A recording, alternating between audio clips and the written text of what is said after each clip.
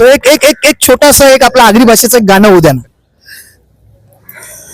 अहो पालघर शहर सजलाया या आनंद दिसाला, या आनंद दिसाला, गाव लोक जमला या कार्यालयाच्या ओपनिंगला, ओ गाव लोक जमला या कार्यालयाच्या ओपनिंगला. आज आपण जर पाहिलं तर मुंबईमध्ये ज्या आपल्या मच्छीमार कोळी भगिनी आहेत त्यांना उठवलं जातं. आपल्याच गावातून आपल्याला तिथून हकलपट्टी होते, हे असं व्हायला नाही पाहिजे.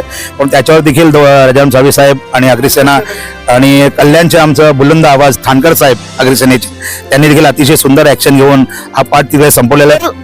का शेतकऱ्यांवर अन्याय होत असेल, जर तिकडच्या भूमिपुत्रांना अन्याय असेल, मग कोणी असो, एल&टी असो, कोणी असो, बघा आम्ही डेव्हलपमेंटच्या अगेन्स्ट नाही.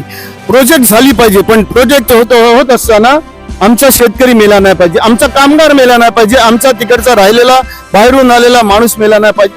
टॉप 10 महाराष्ट्र न्यूज चॅनल मधून मी दीपक कोटेकर. यावेळेला मी उपस्थित आहे आगरी सेनेच्या जनसंपर्क कार्यालयामध्ये. पालघर जिल्ह्यामध्ये आज आगरी सेनेचं मध्यवर्ती कार्यालयाचं उद्घाटन आहे.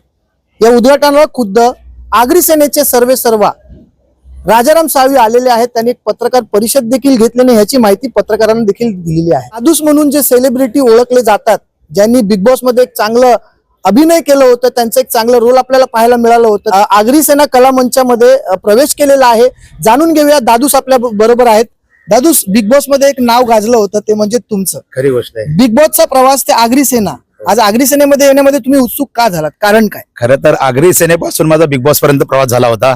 आगरी सेनेतून? आगरी सेनेपासून, कारण आगरी समाजाने मला खूप प्रेम दिलं, प्रत्येक माझ्या गाण्याला भरभरून प्रेम दिलं. त्यामुळे मी त्या प्रवासातून मी बिग बॉस पर्यंत पोहोचलो आणि बिग बॉस वरून परत आता मला आज आगरी सेनेचं एवढं कला मंचाचं जे पुरस्कार मिळते किंवा पद मिळते त्यासाठी मी खूप हॅपी आहे. आणि खरंच आज या ठिकाणी पालघरमध्ये मोठ्या आगरी सेनेच्या कार्यालयाचं ओपनिंग आहे, त्यासाठी देखील मी आलोय आणि खूप छान वाटते. कारण समाजासोबत आतापर्यंत मी टिकून राहिलेलं म्हणून मला समाजाचं एवढं प्रेम मिळतं. त्यामुळे या व्हिडिओमार्फत आव्हान करेन की सगळ्यांनी सामील व्हा, आगरी सेनेशी जॉईंट व्हा सगळ्यांनी, कारण आगरी सेनाच आपल्याला पर्याय आहे. बप्पी लेरी सोनं घालायचे आणि दुसरे बप्पी लेरी म्हणून तुम्हाला ओळखलं जातं. किती सोनं तुम्ही तुमच्या अंगावर घातलं? 1-1.5 किलो घालतो मी सोनं. आणि सोन्याची कशी लहानपणापासून आवड आहे, घरचा लाडका असल्यामुळे, आणि माझं स्टाईल म्हणजे बप्पी असल्यामुळे लोकांना आगरी कोळ्यांचा बप्पी लेरी असं मला नाव दिलं आणि तेच नाव घेऊन मी पुढे चाललो. जरी आज बप्पी लेरी नाहीत आपल्यामध्ये, पण हा दादूस तुमच्यासाठी कायमचा कलाकार क्षेत्रामध्ये ज्युनियर बप्पीदा म्हणून नक्कीच असणार आहे. आपण जर पाहिलं तर मुंबई, ठाणं, कळवा, दिवा, नवी मुंबई आणि पालघर या जिल्ह्यामध्ये खरं तर आगरी सेनेचं वर्चस्व. असं देखील म्हटलं जातं की आगरी पूर्वज या ठिकाणी आल्या आणि या वस्त्या बनल्या, परंतु या आगरी समाजाची आज कुठेतरी आपण जर पाहिलं तर पिछाट झालेली दिसते. बरोबर. त्याचं कारण काय असू शकतं? कारण आपल्या आगरी समाजामध्ये नेते, राजाराम साळवींसारखे नेते आता जन्माला येणं बंद झालेले आहेत किंवा जन्माला येत नाहीत, किंवा तुम्हाला काय वाटतं या सगळ्या गोष्टींचं कारण काय?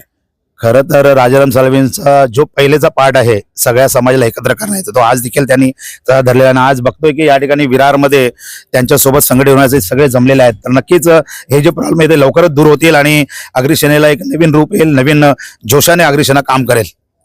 आज आपण जर पाहिलं तर मुंबईमध्ये ज्या आपल्या मच्छीमार कोळी भगिनी आहेत त्यांना उठवलं जातं. बदलापूरमध्ये देखील तीच परिस्थिती आहे, डोंबिवलीमध्ये देखील तीच परिस्थिती आहे. आता आगरी सेनेचे काही नेते समोर तर आलेले आहेत, परंतु आपल्याच राज्यामध्ये आणि आपल्याच शहरामध्ये आपल्यावरती ही जी काही आज अन्यायकारक गोष्ट केली जाते त्याबद्दल आगरी बप्पी लेरीला काय वाटतं? खरं तर वाईट वाटतं असं की आपल्याच गावातून आपल्याला तिथून हकलपट्टी होते, हे असं व्हायला नाही पाहिजे.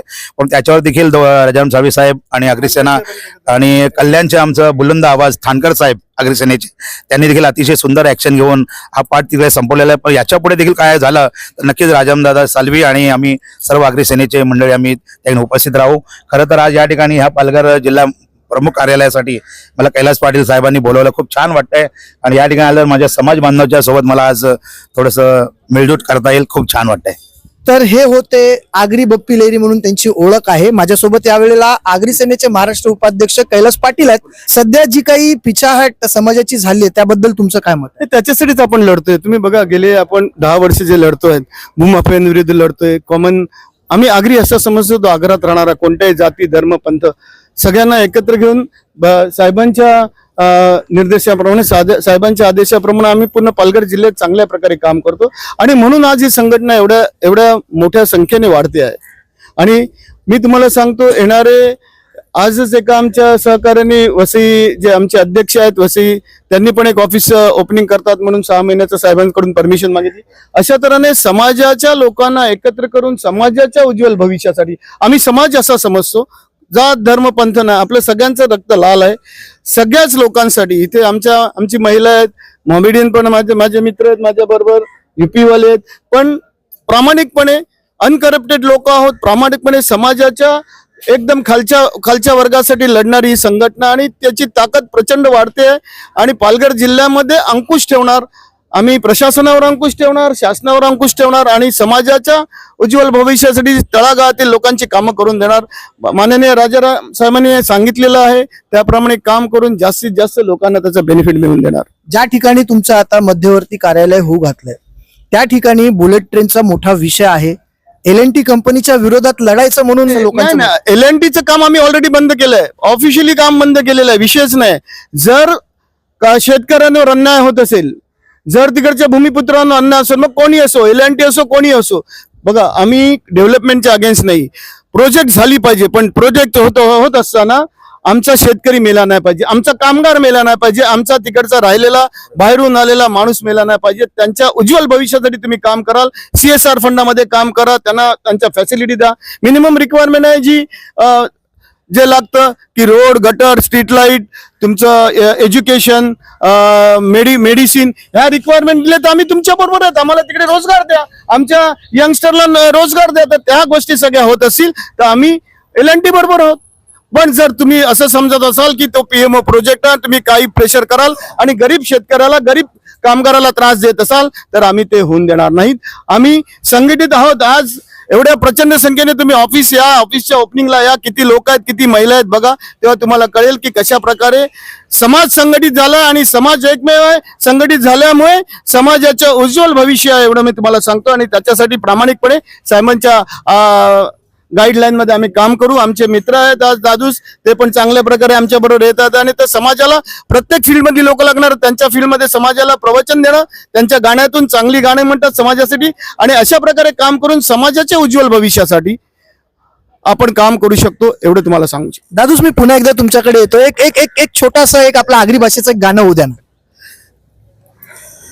अहो पालघर शहर सजलाया या आनंद दिसाला, या आनंद दिसाला, गाव लोक जमला या कार्यालयाच्या ओपनिंगला, ओ गाव लोक जमला या कार्यालयाच्या ओपनिंगला.